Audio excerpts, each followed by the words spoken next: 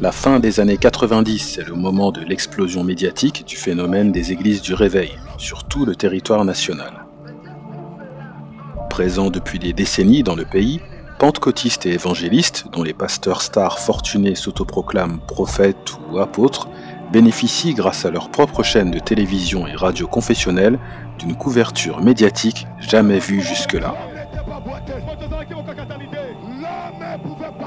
Non seulement les musulmans, communauté religieuse la plus pauvre du Congo, ne font pas le poids médiatiquement, mais en plus ils doivent composer avec les sermons de rue qui couvrent volontairement leurs prières dans les mosquées.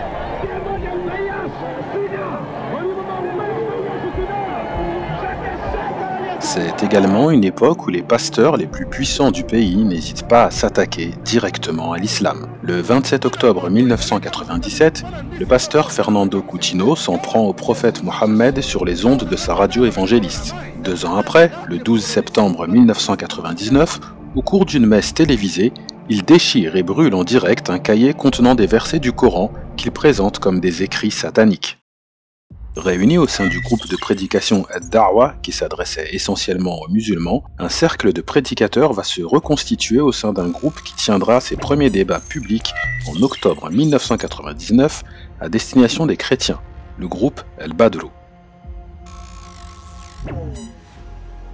Réunissant des théologiens venus des 4 coins de la RDC, le groupe Al-Badrou anime des conférences publiques et des débats interreligieux en pleine rue ou au sein des universités de Kinshasa.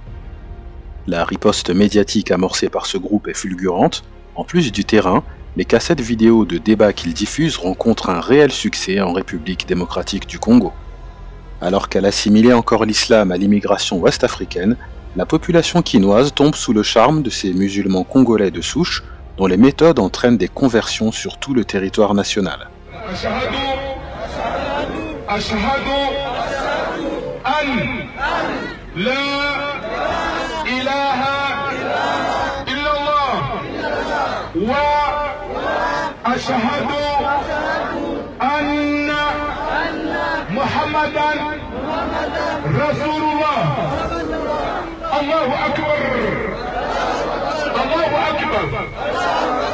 Invité à participer à l'émission religieuse Kratos à Brazzaville en 1999 pour débattre face à des pasteurs, les prédicateurs du groupe Al-Badrou vont marquer les esprits par leur maîtrise des écrits bibliques.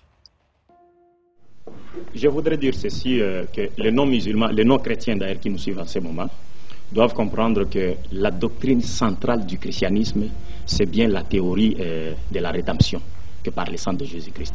En d'autres termes, l'humanité n'obtiendra le pardon des péchés et ne recevra la vie éternelle que si elle croyait ou acceptait le sacrifice expiatoire de Jésus-Christ à la croix. Et nous disons ceci, que cet enseignement est d'origine païenne. Jésus-Christ ne l'a enseigné nulle part dans la Bible que pour obtenir, disant que pour obtenir le pardon des péchés et recevoir la vie éternelle, les gens devraient nécessairement croire à sa mort expiatoire à la croix ou encore accepter son sacrifice. Cela n'existe nulle part. Des records d'audience pour l'émission Kratos et des retombées inimaginables pour le groupe Al-Badrou et son orateur principal, Abdulmajid Kazogbiya, qui va se faire connaître, soutenir et aimer sur toute l'Afrique francophone et bien au-delà.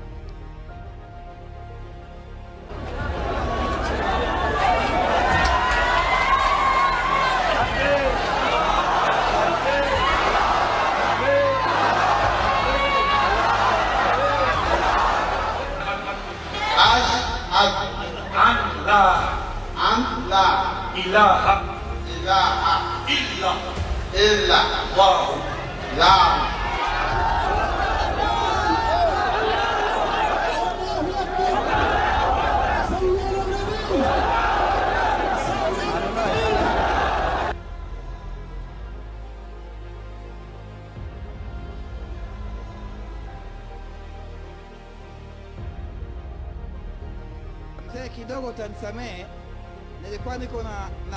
La prédication par le débat interreligieux devient une spécialité congolaise.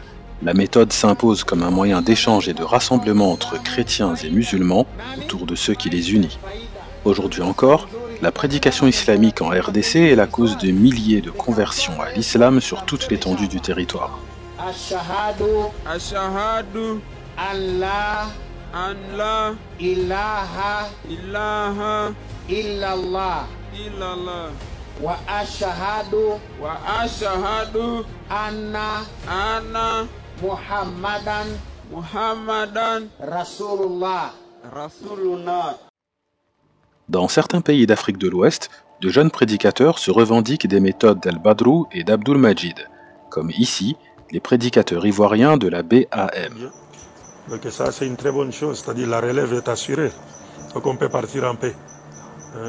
Bon, on demande à Dieu de nous garder encore en vie, de nous accorder à tous une longue vie dans la soumission à sa volonté, et de continuer à faire de nous une fierté pour l'islam et les musulmans.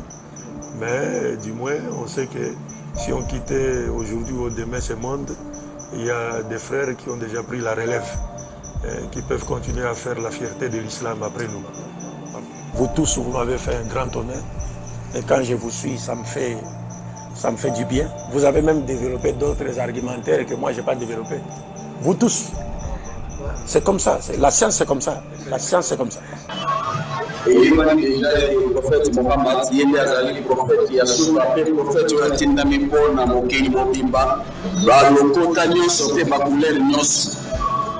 Abdul Majid Kassoukbiya a directement formé des prédicateurs aptes à poursuivre les travaux dont le groupe Al-Badrou fut le précurseur. C'est vrai, le verset 100% vrai, mais sans cela, nous ont ébattu. Nous n'avons rien noté dans ce verset, c'est vrai. Il y aurait une deuxième partie, il y avait des révélations qui devaient être faites.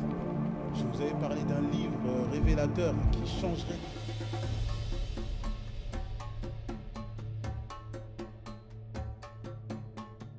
Visible dans les villes, mais aussi dans les régions les plus reculées, la présence musulmane est estimée à 12, voire 15% de la population congolaise aujourd'hui.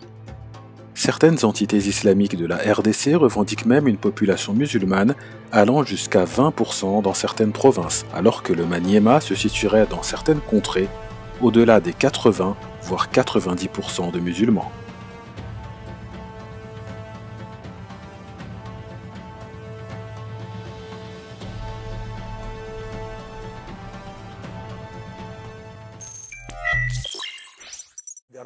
Au contraire, moi, je peur. C'est-à-dire, quand j'arrive quelque part, les gens chantent mes éloges. Je dis non, non, non, non. D'ailleurs, priez pour moi, pour que je ne tombe pas dans l'orgueil.